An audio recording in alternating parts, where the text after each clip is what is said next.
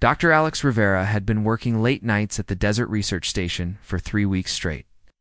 The 34-year-old scientist was tired, stressed, and honestly ready to go home to his small apartment in town. But his job studying strange atmospheric readings in the New Mexico desert paid well, and someone had to do the night shifts. It was just past midnight when Alex stepped outside the small, white building to check the weather equipment. The desert air was cool and crisp, filled with the usual sounds of crickets and distant coyotes. Above him, millions of stars painted the dark sky like tiny diamonds scattered across black silk. He'd seen this view hundreds of times, but tonight, something felt different. Alex was writing numbers on his clipboard when the first strange light appeared. At first, he thought it was just a plane flying unusually low.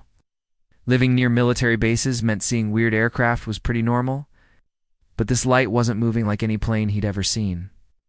It hovered silently about a mile away, pulsing, with a soft blue glow that seemed to breathe like a living thing. "What the heck is that?" Alex whispered to himself, squinting through his thick glasses. The light began moving closer, and that's when Alex realized this wasn't any kind of aircraft he knew about. The thing made absolutely no sound as it glided through the air. No engine noise, no whooshing wind, nothing. Just complete silence that made the hair on his arm stand up. Alex's scientific mind kicked in. He pulled out his phone to record what he was seeing, but the screen stayed black no matter how many times he pressed the power button. His radio equipment inside the station had gone completely dead too. Everything electronic around him seemed to have just stopped working. The craft, if that's what it was, looked like a smooth oval made of some kind of metal that shifted colors in the starlight. It landed so gently behind a group of Joshua trees that Alex barely saw it touch the ground. For a moment, everything was perfectly quiet except for his own heavy breathing. Then something amazing happened. A section of the craft opened up like a flower blooming, and out stepped the most incredible being Alex had ever seen. She looked almost human, but clearly wasn't. Her skin had a pale blue tint that seemed to glow softly in the darkness. She was about average height, maybe a little shorter than Alex. With long limbs that moved with impossible grace, her face was the most striking part. Large, dark eyes that seemed to hold depths of intelligence and kindness. Her features were delicate and symmetrical in a way that was both beautiful and otherworldly. She wore what looked like a simple, flowing garment that seemed to be made of the same color-shifting material as her craft. Alex stood frozen, his clipboard forgotten.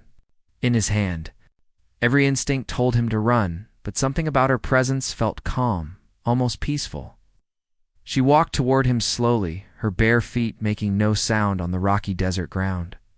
Her movements were fluid, like she was swimming through invisible water. When she got close enough that Alex could see his reflection in her enormous dark eyes, she stopped. They looked at each other for what felt like hours, but was probably only seconds. Alex could hear his heart pounding so loud he was sure she could hear it too. Then she did something completely unexpected.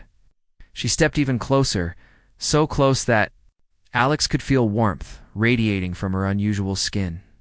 She tilted her head slightly, studying his face with curious eyes. And then, very gently, she leaned forward and touched her tongue to his cheek. The sensation was unlike anything Alex had ever experienced. Her tongue was slightly longer than a human's and had a smooth, almost metallic texture. It was warm and left behind a tingling feeling that spread across his skin like tiny electric sparks. The whole thing lasted maybe 2 seconds, but it felt like the most important 2 seconds of his life. Alex just stood there, completely stunned. His cheek felt warm and tingly where she had touched it. She stepped back and looked at him with what he could only describe as satisfaction, like she had just completed some important task. Her large eyes seemed to be waiting for some kind of response from him. Double quotes. Why did you ... Alex stammered, but no complete words would come out of his mouth. She tilted her head again, this time in the other direction like she was trying to understand his confused reaction. For a brief moment, Alex thought he saw something like amusement in her expression. Then she made a sound that wasn't quite words but somehow felt like communication. It was musical and soft, like wind chimes mixed with distant singing. After making this sound, she turned and walked back toward her craft with the same graceful movements. Alex watched, still too shocked to move or speak properly. At the opening Of her ship, she turned back to look at him one more time. Even from that distance, he could feel her gaze like a physical touch. The craft closed around her just as silently as it had opened. Within seconds, it rose from the ground without any sound or visible propulsion. It hovered for a moment as if she was taking one last look at him, then shot straight up into the star-filled sky and disappeared completely. Alex stood alone in the desert, touching his cheek where she had licked him. The spot still tingled with that strange, warm sensation. He looked around at the familiar landscape, but everything felt different now. The stars seemed brighter, the air smelled more complex, and he could swear he heard sounds he'd never noticed. Before, he walked back into the research station on shaky legs. All his equipment had mysteriously started working again. The lights hummed normally, his phone had full battery, and the radio crackled with its usual static. It was like nothing unusual had happened at all, but Alex knew something incredible had occurred. His cheek still tingled. And every few minutes he caught himself touching the spot where her tongue had made contact with his skin. He sat down at his desk and tried to write a report about what he'd seen, but how do you explain something like that in scientific terms? That night, Alex barely slept. Every time he closed his eyes, he saw her face and those deep, intelligent eyes. He kept wondering why she had approached him, why she had done that strange licking thing.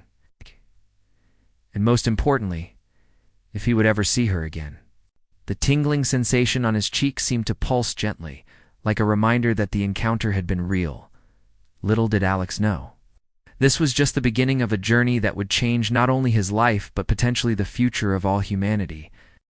3 weeks had passed since that incredible night, but Alex couldn't stop thinking about what happened. Every morning when he looked in the mirror, he touched the spot on his cheek where she had licked him. The tingling sensation came and went, but it was definitely still there. Sometimes it felt warm, sometimes it pulsed gently, like a heartbeat under his skin. At first, Alex tried to convince himself it had all been a dream. Maybe he'd fallen asleep outside and imagined the whole thing. But deep down, he knew it was real. The memory was too clear, too detailed. That strange feeling on his face was proof something extraordinary had happened. What really got his attention were the changes he started noticing. Colors seemed more vivid than before. The desert sunsets, that he'd seen hundreds of times now, looked absolutely amazing, with shades of orange and purple he swore he'd never seen before. The night sky was even more incredible. Stars that used to look like tiny white dots now showed hints of blue, red, and yellow. His hearing had changed too. Alex could pick up sounds that seemed impossible before. He heard conversations from the main research building even when he was a quarter-mile away. The sound of small animals moving through the desert brush was as clear as if they were right next to him. Even his own heartbeat sounded different, richer somehow. But the strangest change was his sense of smell and taste. The desert air, which used to smell like nothing much, now carried dozens of different scents. He could smell rain coming from miles away. The metal equipment in his lab had distinct odors he'd never noticed. Even people had unique scents, like chemical signatures, that told him things about their mood and health. Alex started keeping detailed notes about all these changes. As a scientist, he couldn't help but treat his own experience like a research project. He wrote down every new sensation, every enhanced ability, every weird tingling episode. The data was fascinating, but it also scared him a little.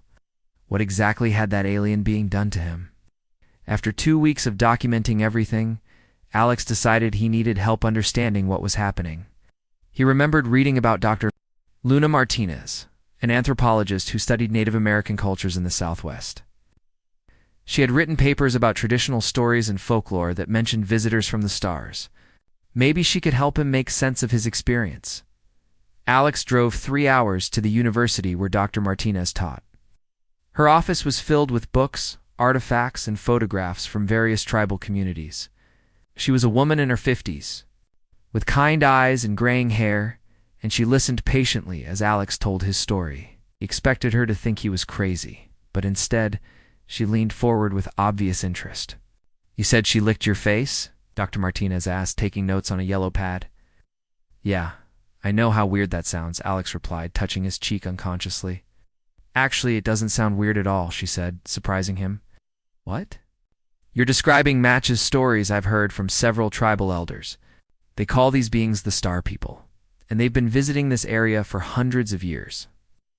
Dr. Martinez pulled out a thick folder filled with handwritten notes and old photographs. She explained that according to Navajo and Hopi traditions, the Star People sometimes chose humans for what the elders called essence sharing.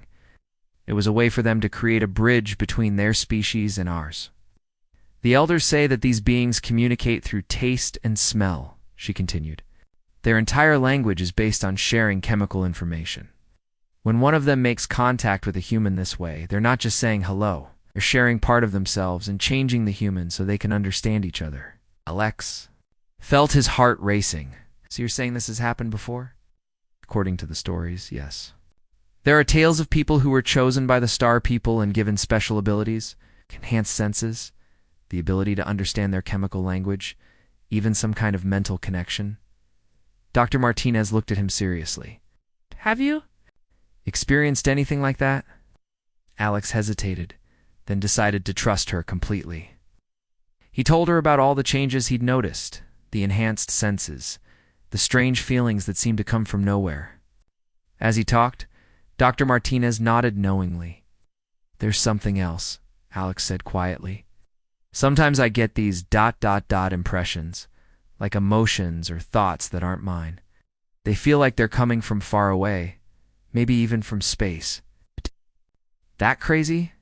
Not according to the traditional stories, Dr. Martinez replied. The elders say that once you've been touched by a star person, you maintain a connection with them. They can share feelings and basic thoughts across great distances. She showed Alex drawings made by tribal artists over the centuries, and he depicted beings that looked remarkably similar to what he had seen.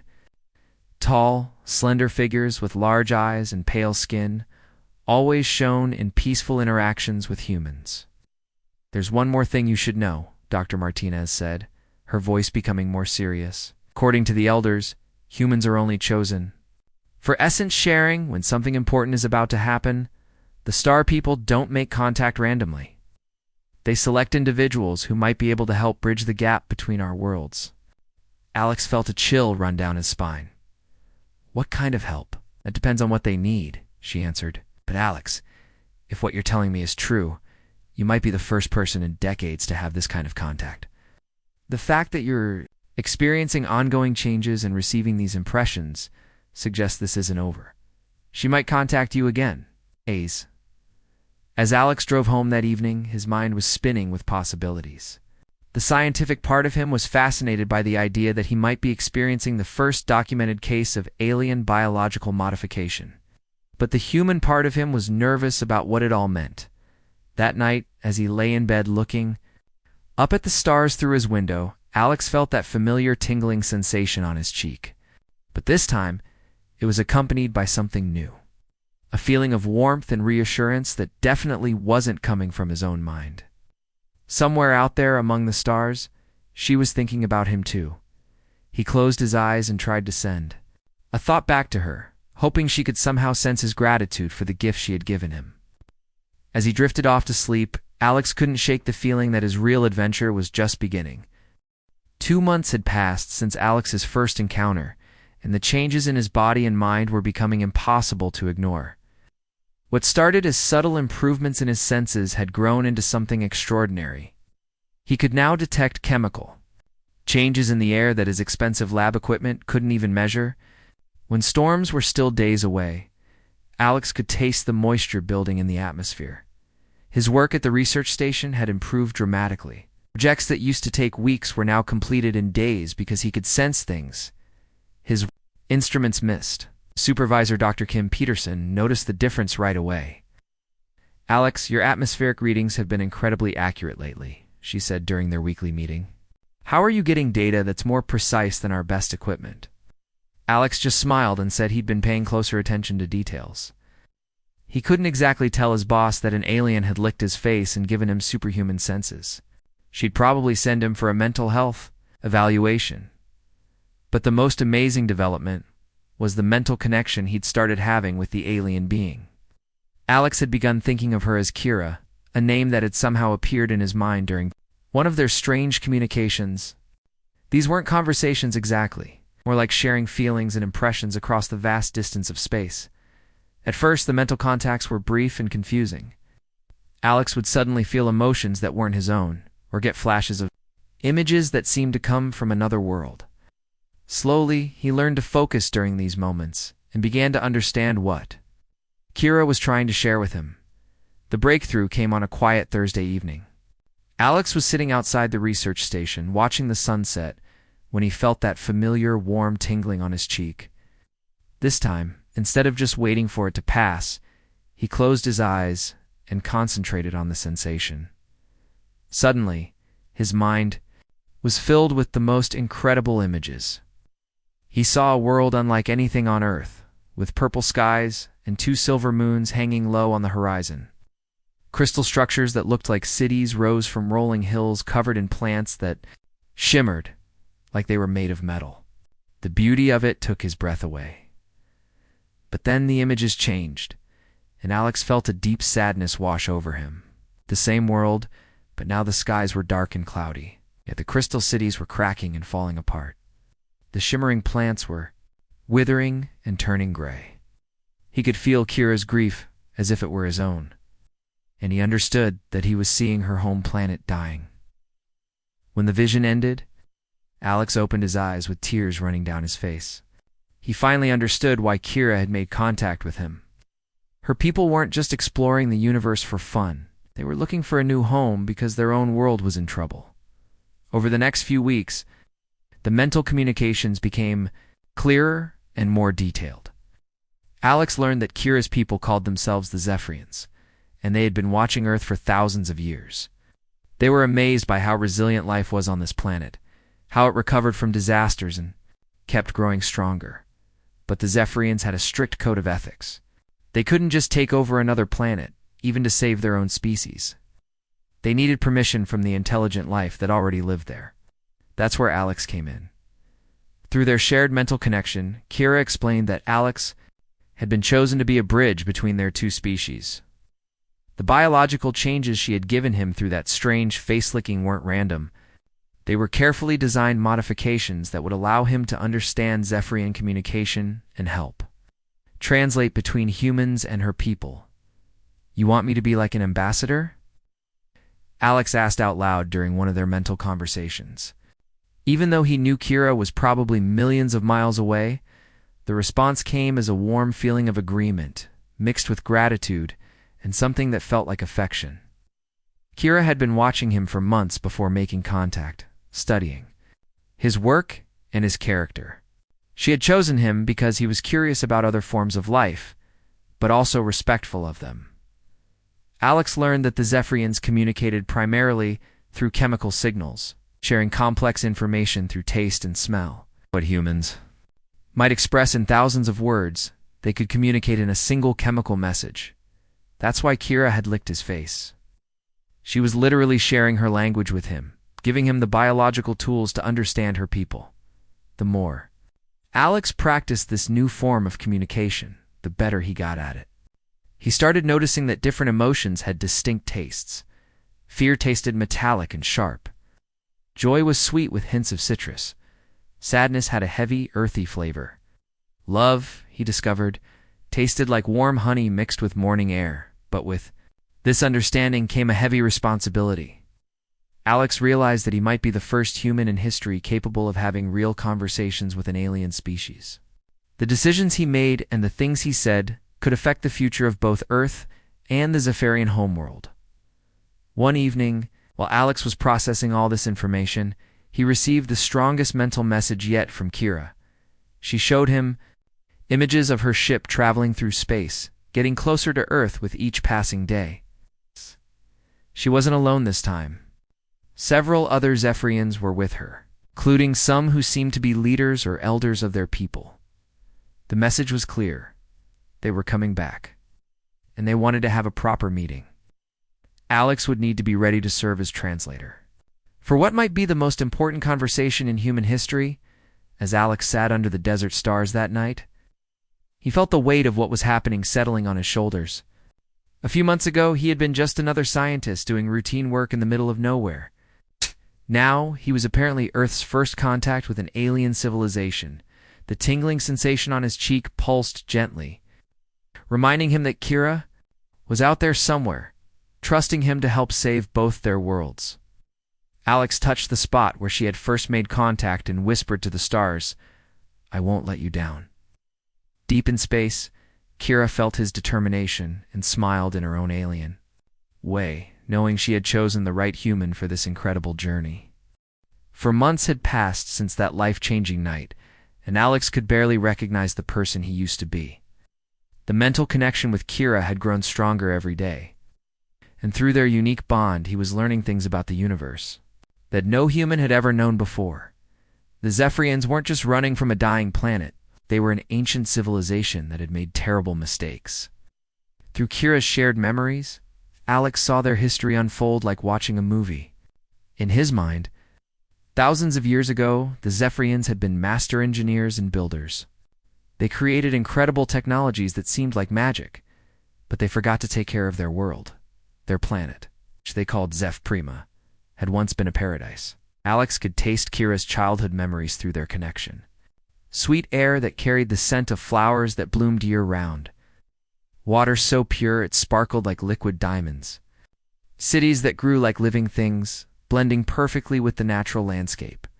But success had made them careless. They built bigger cities, used more resources, and ignored the warning signs when their world started to change. By the time they realized what was happening, it was almost too late.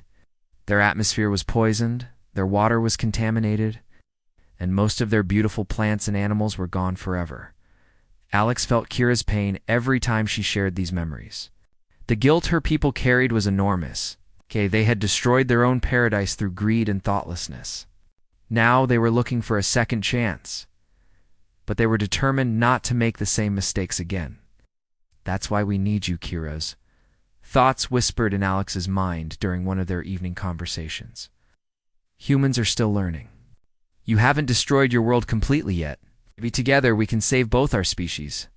The connection between Alex and Kira had become so strong that sometimes he forgot where his thoughts ended and hers began. He could feel her emotions as clearly as his own. When she was sad about her dying world, Alex's chest ached with grief. When she felt hope about the future, warmth spread through his entire body. But it wasn't just emotions they shared. Kira had been teaching Alex the Zephyrian language through their mental link. It was unlike anything humans had ever developed. Instead of words made of sounds, they communicated through complex chemical signatures that carried layers of meaning. A single chemical word could express an entire paragraph of human language. The taste of copper mixed with ocean breeze might mean the sadness of watching something beautiful die slowly.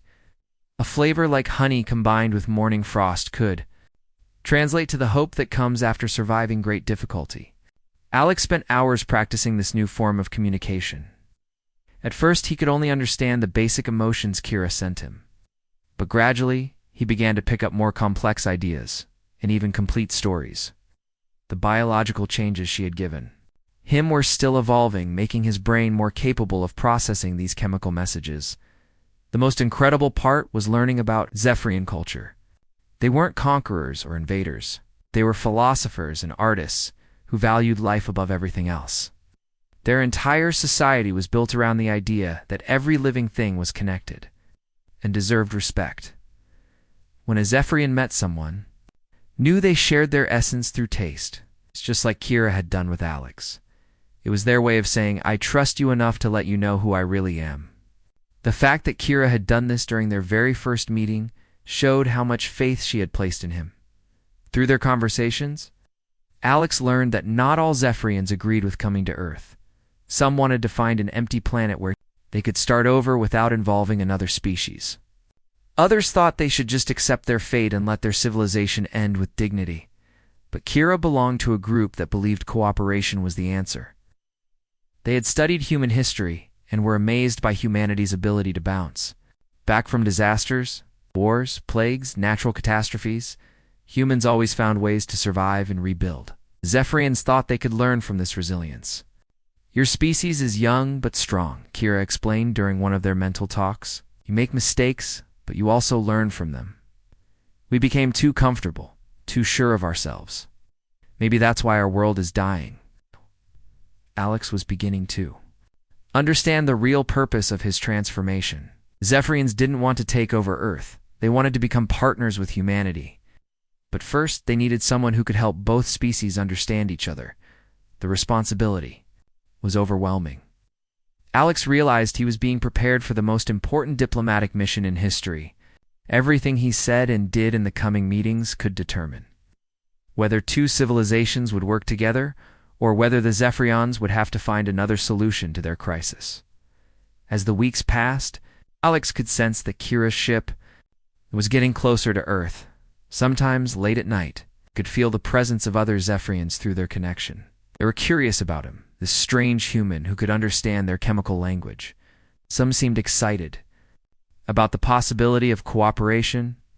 Others were more cautious, worried about repeating the mistakes that had destroyed their own world. One evening, while Alex was walking in the desert near his research station, he received the strongest mental message yet from Kira. It wasn't words or emotions this time, but pure information downloaded directly into his consciousness. He saw detailed images of Zephyrian technology that could clean polluted air and water.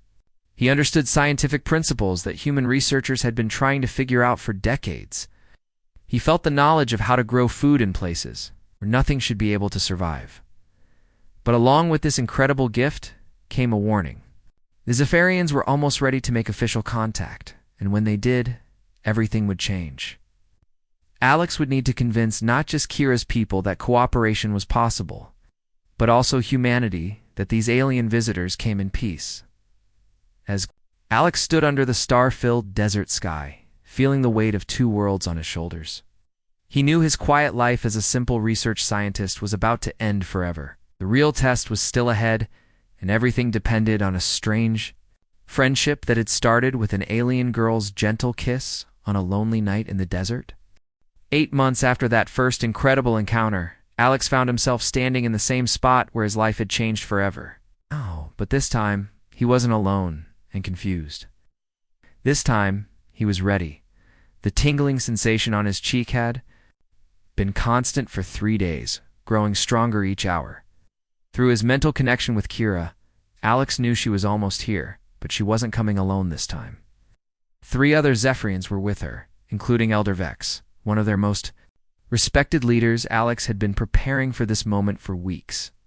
He'd practiced the chemical language until he could understand complex conversations. He'd studied everything Kira had taught him about Zephyrian culture and customs.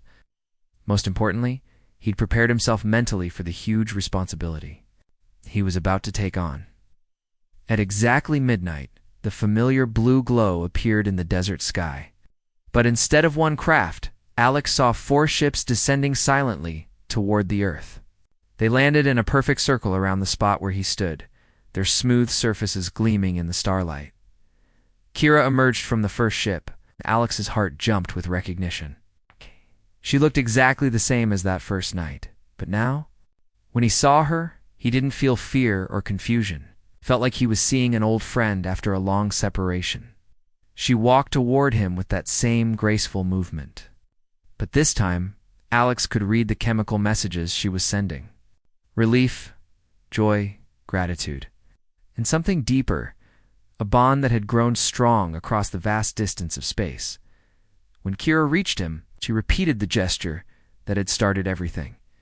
She leaned forward and gently touched her tongue to his cheek.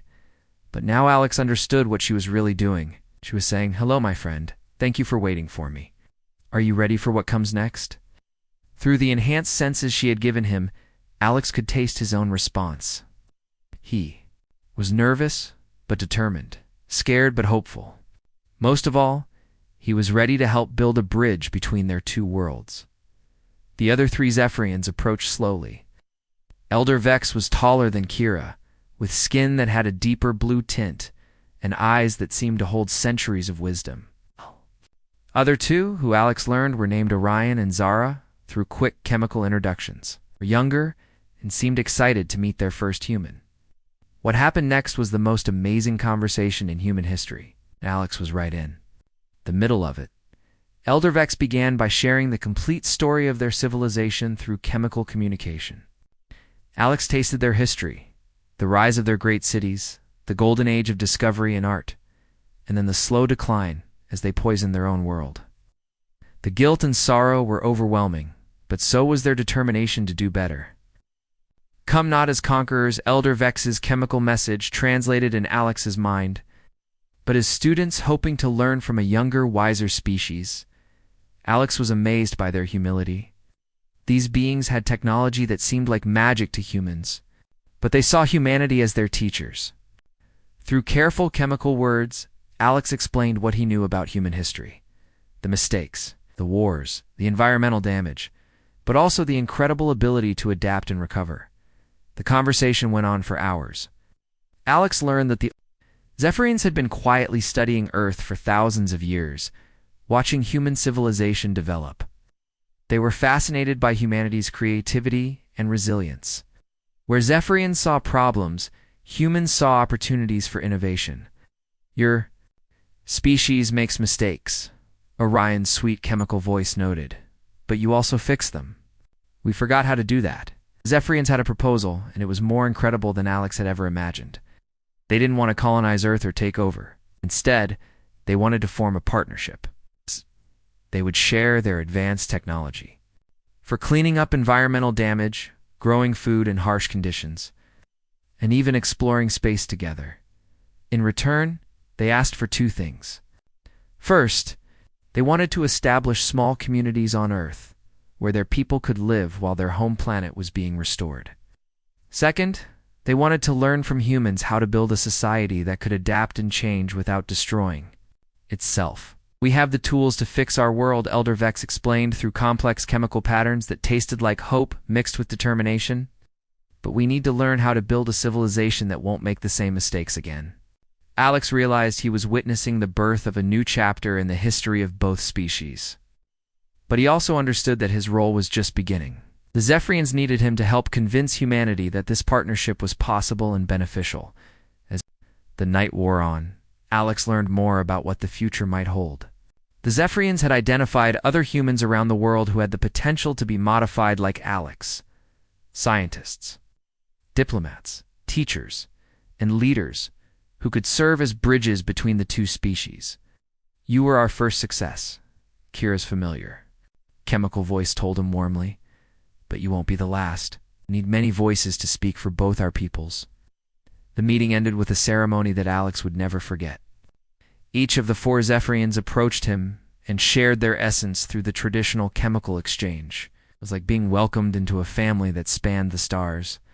Elder Vex was the last to greet Alex, and his chemical message was the most profound. You have shown us that cooperation between our species is possible. Now we ask you to help us show your people that we come in peace and friendship. As the four ships prepared to leave, Kira lingered for a moment longer. Through their special connection, she shared one final message, a complex chemical pattern that tasted like every good emotion Alex had ever experienced. All mixed together.